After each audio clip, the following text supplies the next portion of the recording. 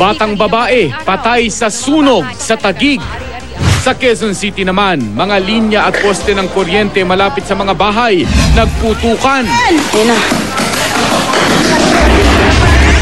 Biyahe ng LRT Line 1 na perwisyo ng pagsabog ng transformer ng Meralco.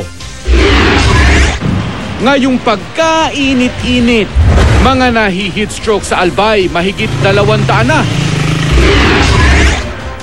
2 miyembro umano ng sindikato ng droga, huli sa Parañaque. Milyon-milyong pisong halaga ng shabu, nasamsam.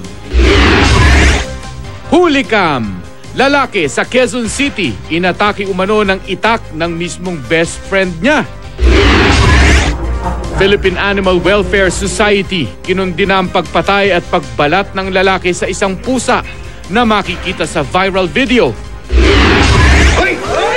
At ang paghahanda ng pantasya ng bayan na si Kim Domingo para sa bagong romantic comedy series na One Happy Love Story.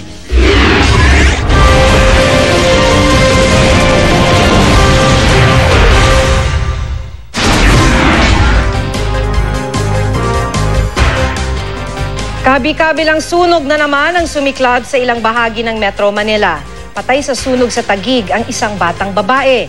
200 bahay ang natupo. Sa Quezon City naman, pumutok at nasunog ang ilang poste at linya ng kuryente. Muntik pang madamay ang ilang bahay. Makibalita tayo kay Von Aquino.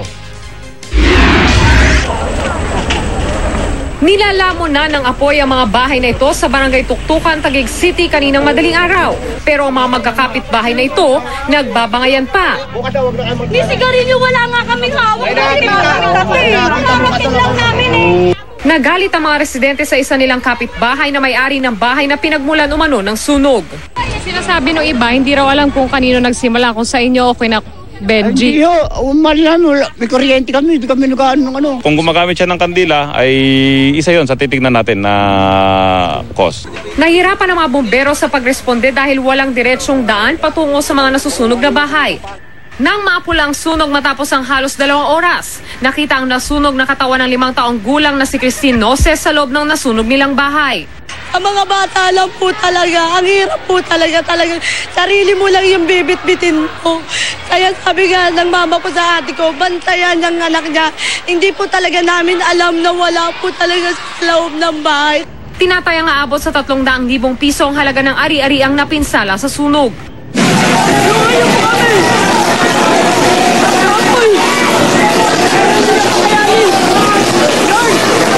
Nabulabog naman ang putukan sa mga linya ng kuryente ang mga taga-barangay Botocan, Quezon City. Ang mga residente, takot na takot dahil halos kadikit lang na mga kable ang mga bahay nilang gawa sa light materials. Bigla kaming may narinig na putok. Pagsilip namin, biglang apoy na malakas na. Yung fire extinguisher na malaki, binombahan po namin, namatay. Maya-maya, eto naman po yung sumabog. Mabilis na nagasabalutan ng mga residente.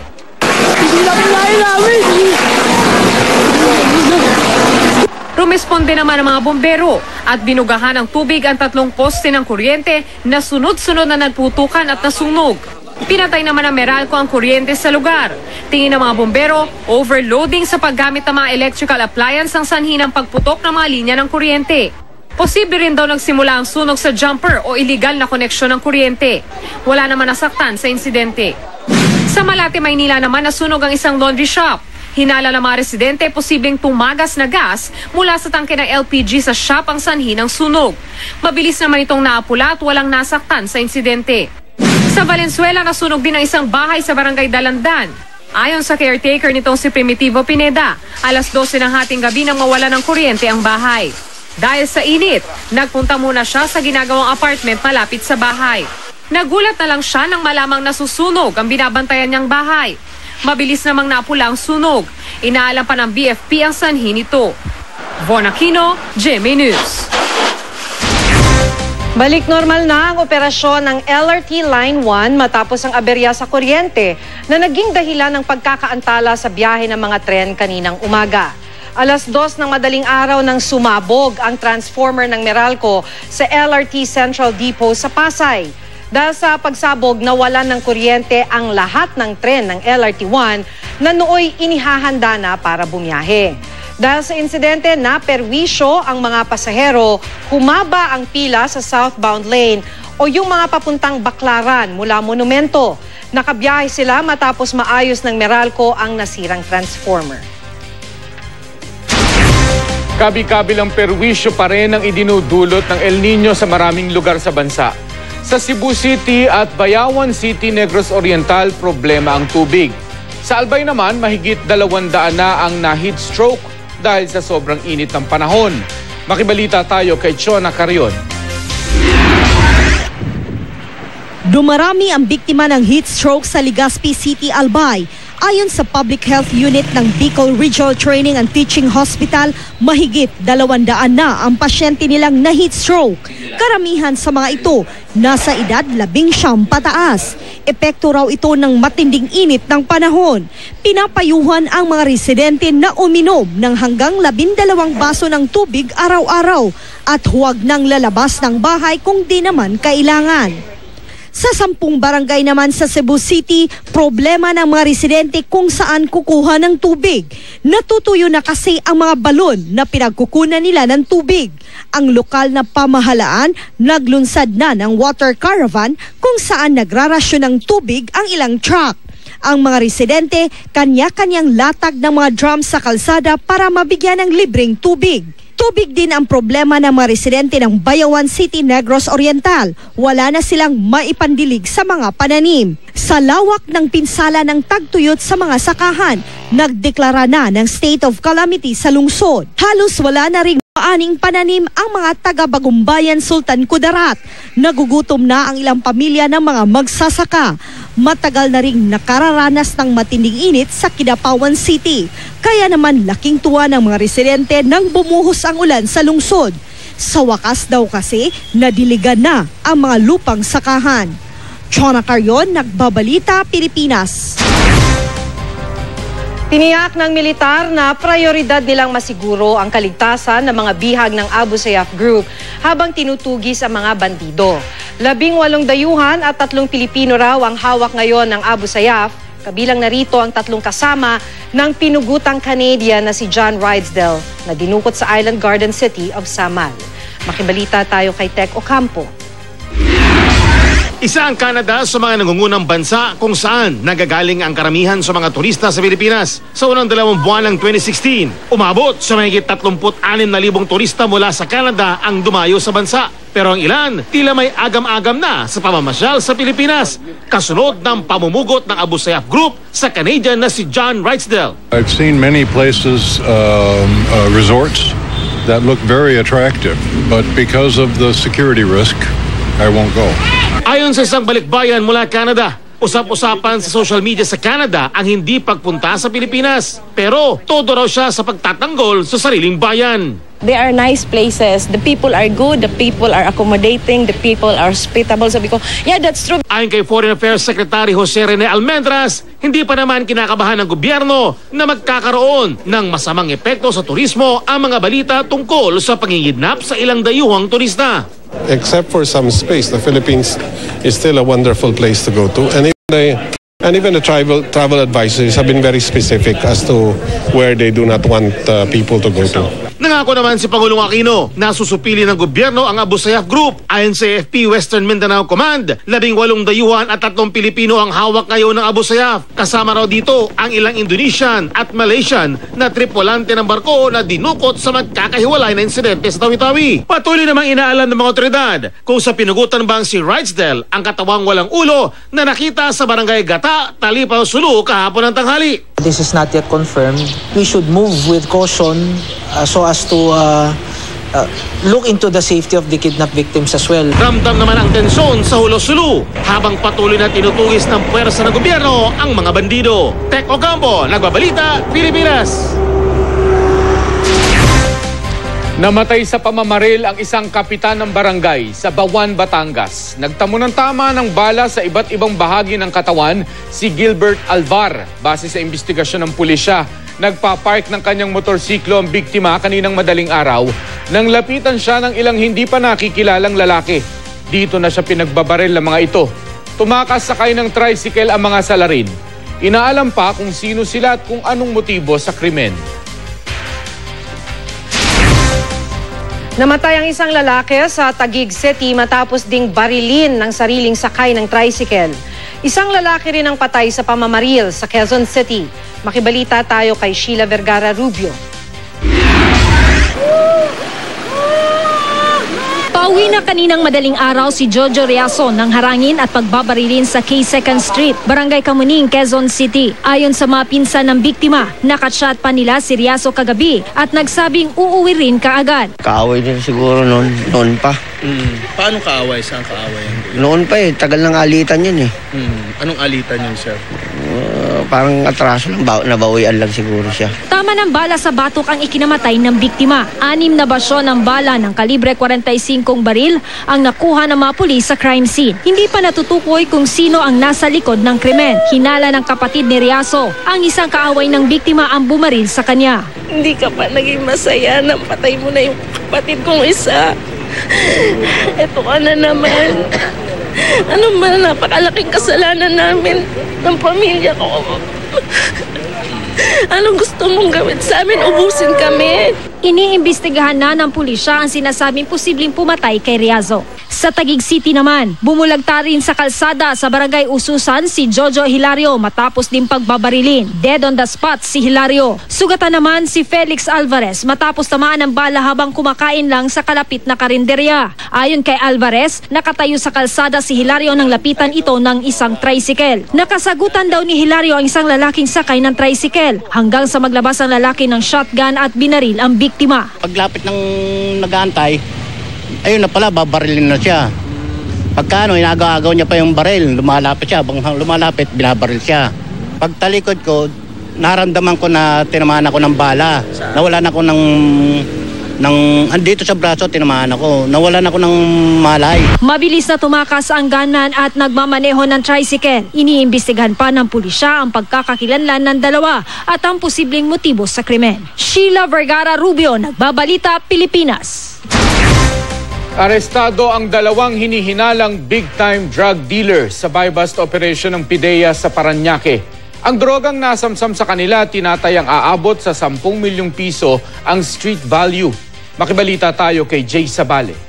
2 kilong shabu sa halagang 1 milyong piso kada kilo ang napagkasundo ang bilhin ng PIDEA asset sa dalawang hinihinalang big-time drug dealer. Ginawa ang transaksyon sa parking lot ng isang mall sa Barangay San Dionisio, Sucat, Parañaque, pasado alas 6 kagabi. Matapos magpalitan ng item sa loob ng sasakyan, dito na kumilos sa mga taga-PIDEA NCR para arestuhin ang isang babae at isang lalaking suspect. 1 million per kilo actually transaction. Estimated value natin dyan, pag street value na, around 5 million pesos at 10 million pesos. Ayon sa PIDEA, matagal daw nilang minanmanan ng mga suspect na kinilalang sina Mark Chu Tiu at Cherry Ann Trinidad. Posible raw na bahagi ng mas malaking sindikato ang mga arestadong suspect. Maingat na sila ngayon, lalo na marami na rin nag-ooperate. SOP na nila yan. Sometimes talagang hihilain at hihilain ka. Kaya sometimes it is not accurate kung sasabihin mo na marami ang droga dito dahil dito nahuli. Kasi sometimes ang transaksyon na sa ibang lugar, hinihila ka lang doon sa ibang lugar. Hindi pinayagan ng PIDEA na magsalita ang mga suspect sa media. Naharap sila sa kasong paglabag sa Comprehensive Dangerous Drugs Act of 2002. Jay Sabale, GMA News. Nahuli kam ang pagsugod umano ng isang lalaking may dalang itak sa kanyang nakaalitang kaibigan sa Quezon City. Makibalita tayo kay Cesar Apolinario. Sa kuha ng CCTV ng Barangay E. Rodriguez itong nakaraang buwan, makikita si Chris Bautista habang kaharap ang apo at walang kamalay-malay sa panganib na paparating. Ang itinuturing niyang best friend na si Valentino Abiertas, lumusob sa kanya, bit-bit ang itak. Nagulat ang mga bata sa paligid ng inundayan ng itak ni Abiertas si Bautista. Ang babaeng residenteng ito dali-daling binuhat ang kanyang anak habang si Abiertas paulit-ulit na umambang iitakin si Bautista. Saglit tumalikod si Abiertas pero muling inambahan si Bautista na makitang pinulot nito ang walis. Kinabukasan muling nagpang-abot ang dalawa. Habang bit-bit ang anak ay sinugod niya Abiertas si Bautista pero alerto ang asawa niya kaya muling napigilan. Kaya nakialam na ang kapitan ng barangay. Pinagharap sila sa barangay hall at pinagkasundo. Mistulang sanggang dikit muli ang mag-best friend. Talagang kumpare ano? Oo. Nagsimula raw ang away ng dalawa dahil sa pera. Cesar Apolinario, GMA News.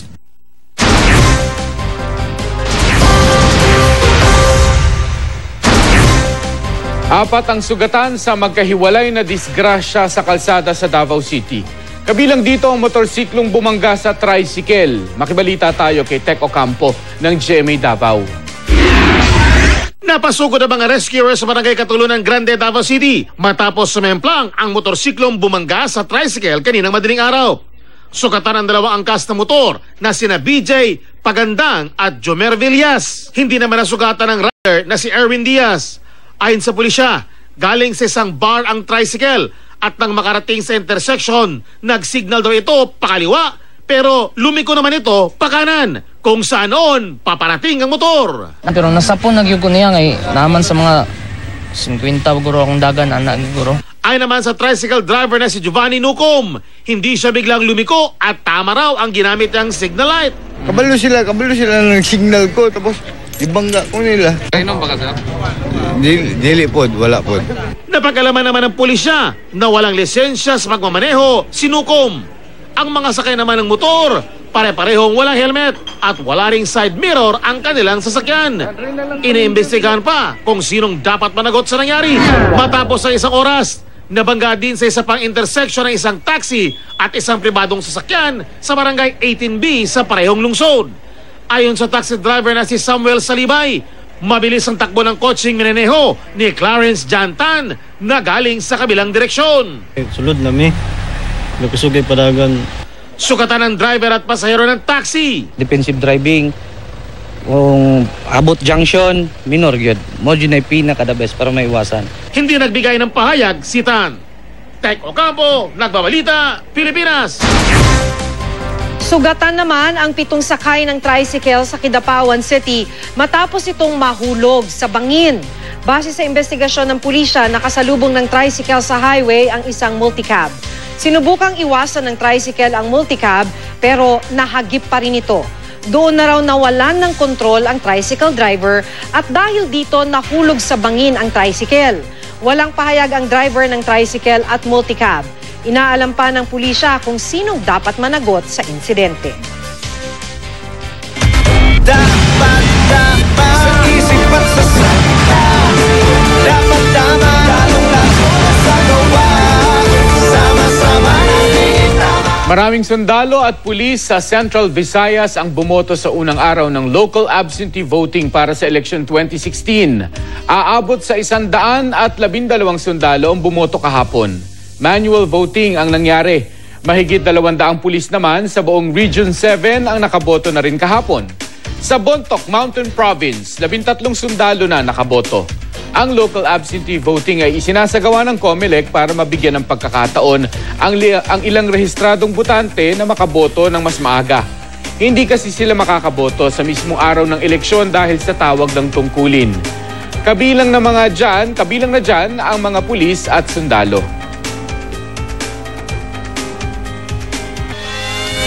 Humina ang halaga ng palitan ng piso kontra dolyar mahigit 1 linggo bago ang eleksyon ayon sa ilang analyst. Sabi ng ilang analyst sa GMA News Online, karaniwan daw talagang nagbabago ang halaga ng piso tuwing nalalapit ang pagpapalit ng administrasyon.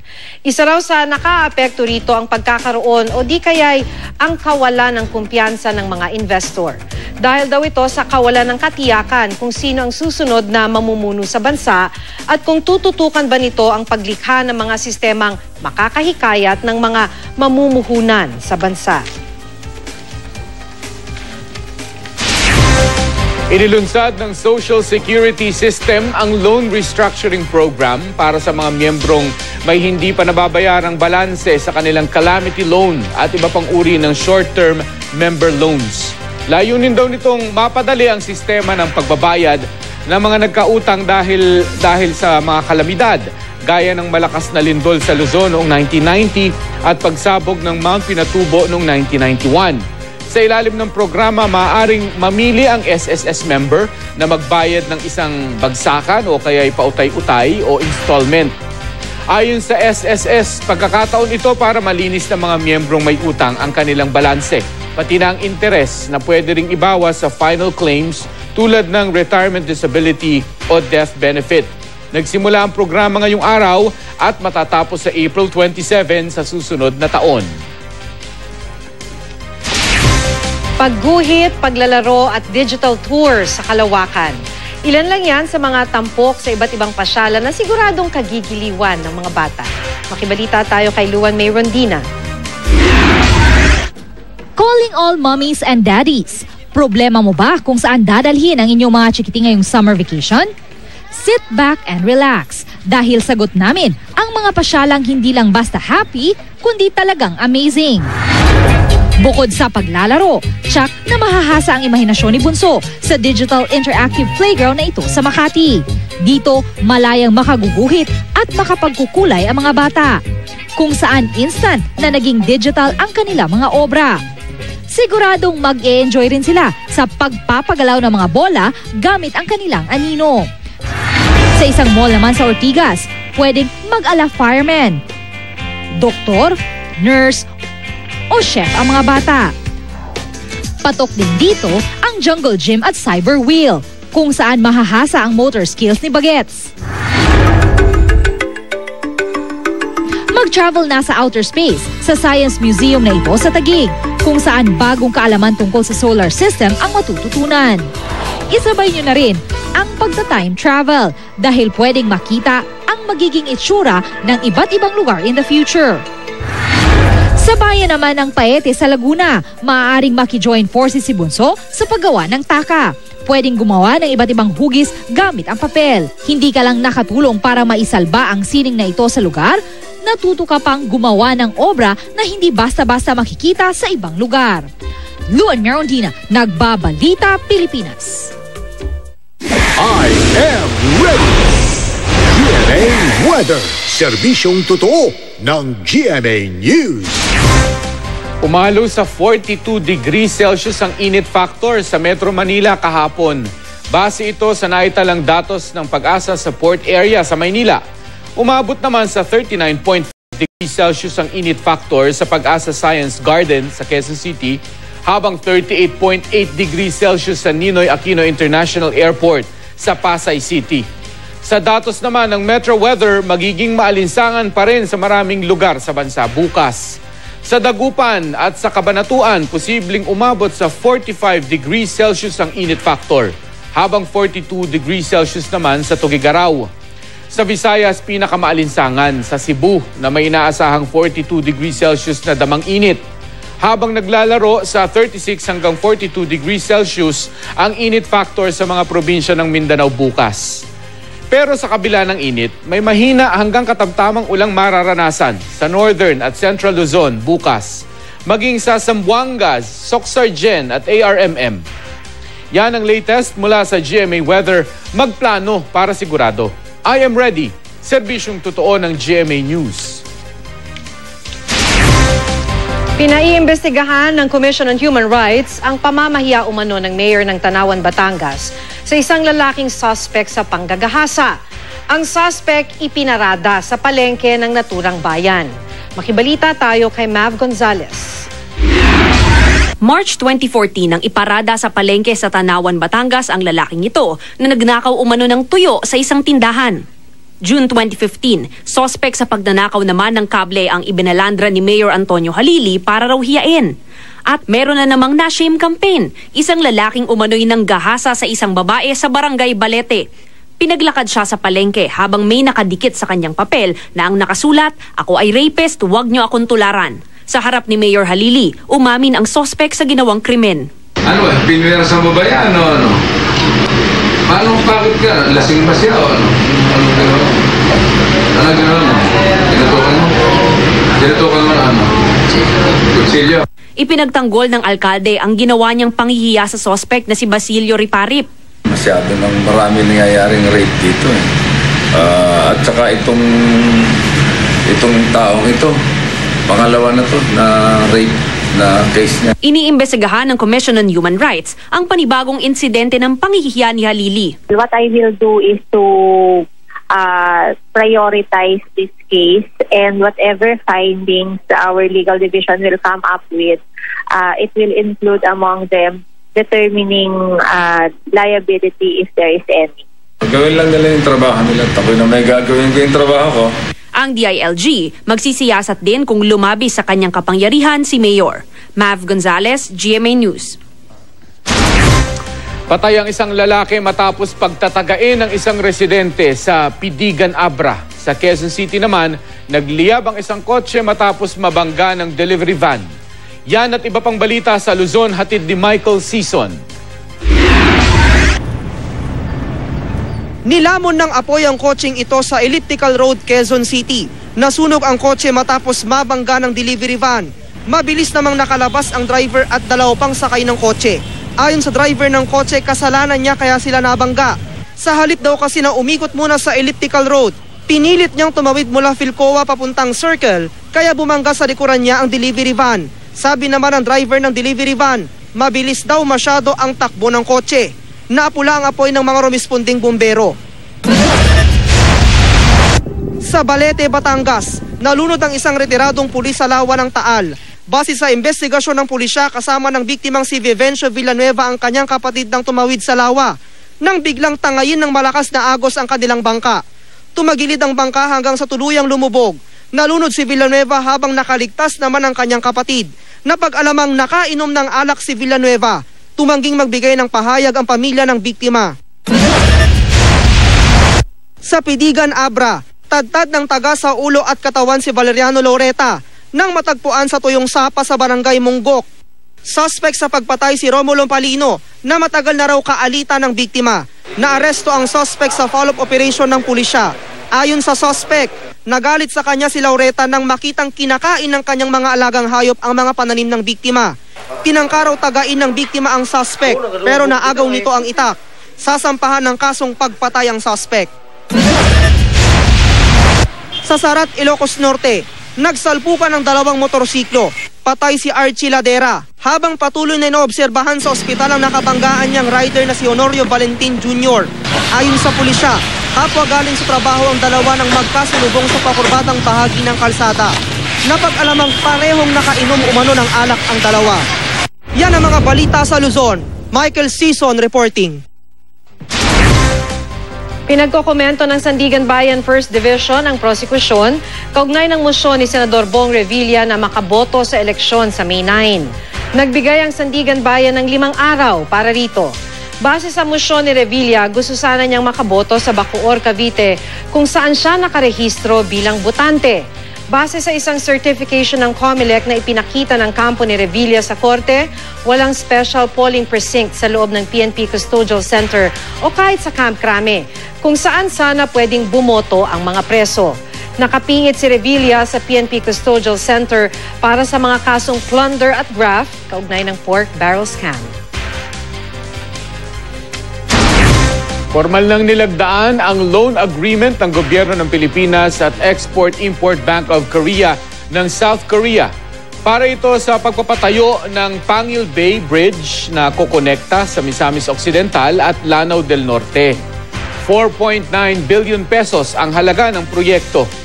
586 million pesos ang popondohan ng gobyerno ng Pilipinas habang ang natitira ay sasagutin ng loan o utang mula sa South Korea. Ayon kay Foreign Affairs Secretary Rene Almendras, malaking ambag sa pag-unlad ng ekonomiya sa Mindanao ang naturang proyekto. Ayon naman sa Department of Budget and Management, ang mahigit 2 oras na biyahe mula Misamis hanggang Lanao, magiging 7 minuto na lang kapag natapos na ang konstruksyon ng tulay. Inaasahang matatapos ang proyekto sa 2019.